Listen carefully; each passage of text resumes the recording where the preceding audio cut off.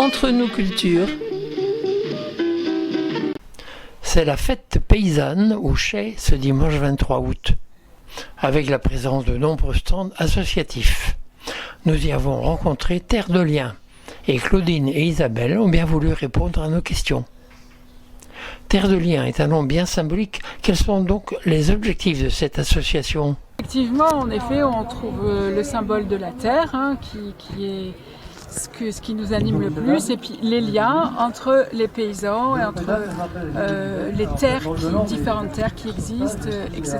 Voilà. C'est destiné beaucoup aux paysans alors ? Oui, c'est vraiment à la terre. Oui, effectivement. Donc pour expliquer un peu plus, Terre de Liens a commencé il y a une dizaine d'années à peu près. En fait, pour aider les paysans qui n'avaient pas les moyens d'acheter en fonds propres la terre et qui avaient vraiment envie de s'installer. C'était vraiment souvent hors cadre familial, donc en fait il n'y avait pas du tout de terre. Et cette association s'est créée avec au départ toute petite, et maintenant elle est devenue une grosse association nationale. Sur toute la France. Oui. C'est à créer dans la Drôme le siège social. D'accord. Et Terre de Liens donc est devenue propriétaire de beaucoup de terres. Hein. Alors, Terre de Liens a acquis effectivement un certain nombre de terres. Parfois, elle les a achetées. Parfois, on lui a transmis parce qu'il n'y avait peut-être pas de descendants ou des choses comme ça.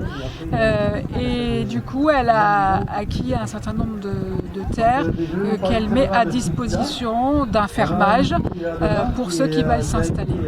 Donc, l'agriculteur qui s'installe paye un loyer en quelque sorte. Il paye un fermage. Un fermage, c'est mieux fermage, c'est vrai. Et Terre de Liens, donc en fait c'est un mouvement où il y a trois entités, quoi. Il y a une association, il y a la foncière et il y a la foncière et la fondation. Donc l'association c'est plus pour les adhérents. La foncière c'est le cœur du mouvement. C'est eux qui gagnent les sous. On achète les terres et les gens qui achètent ces terres sont des citoyens, quoi. Les citoyens qui achètent des actions. Donc c'est vraiment un engagement.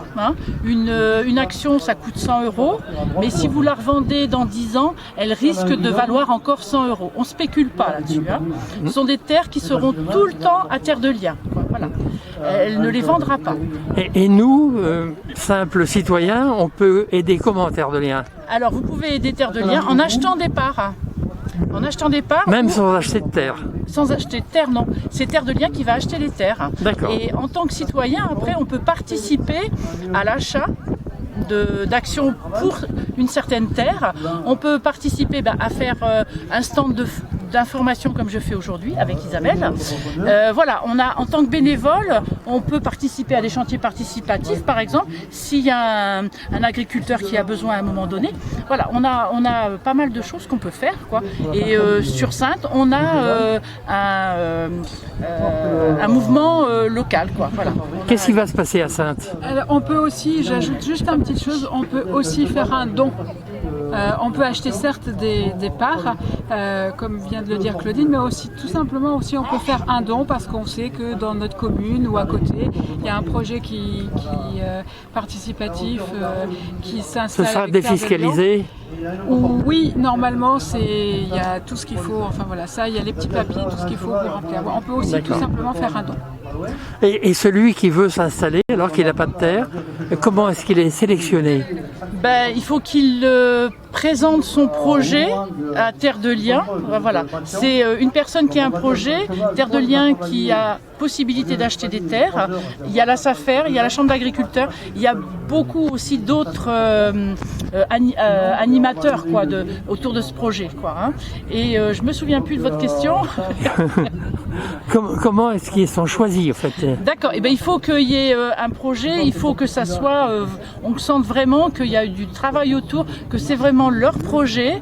Terre de Liens va aider pour travailler tous les dossiers qu'il faut ouvrir autour. Voilà. On a à l'intérieur de Terre de Liens des professionnels qui sont payés par Terre de Liens, qui accompagnent chaque projet. Ça c'est pour les dossiers, mais également pour la culture. Oui, voilà. Terre de Liens recommande faire du blé ou faire des haricots? Non, pas forcément. Non. Ça fera partie du projet de toute façon, hein, dès le début. Hein. On n'achète pas les mêmes terres si on veut faire du maraîchage ou des céréales. Hein. Donc ça c'est au début du projet quand même, hein, tout ça. On le sait au début. Et la Terre de Liens n'a pas pour vocation de former en tant qu'agriculteur. C'est uniquement pour l'achat des terres et la mise en route du projet agricole, mais plus sur un plan de terre et des finances, administratif on va dire. La formation effectivement d'agriculteurs ne rentre pas du tout en compte dans Terre de Liens. Mais par contre effectivement Terre de Liens va s'assurer que les agriculteurs qui veulent s'installer aient une solide formation pour tenir, bien sûr. D'accord, ça fait partie du projet. Oui, voilà. D'accord. Et à Saintes, il va se passer quelque chose de particulier? Oui. Alors ça va être le 1er octobre. J'aurais dû amener l'affiche.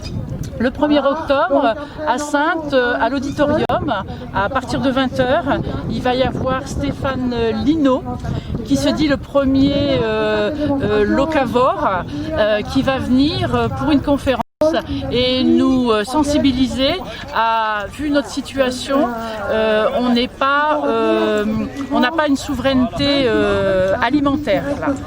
On a très peu de temps d'alimentation, donc il faudrait revenir au local. Donc Terre de Liens est en partenariat avec Terre Habitat pour faire cette conférence, et le matin il y aura un séminaire pour les élus locaux. Pour leur montrer l'intérêt d'avoir cette souveraineté alimentaire. Donc ce sera souveraineté alimentaire en Saintonge. Donc rendez-vous à Saintes le 1er octobre. Oui, à 20h30 à l'auditorium. Très bien. C'est à côté de la mairie. Entre nous cultures,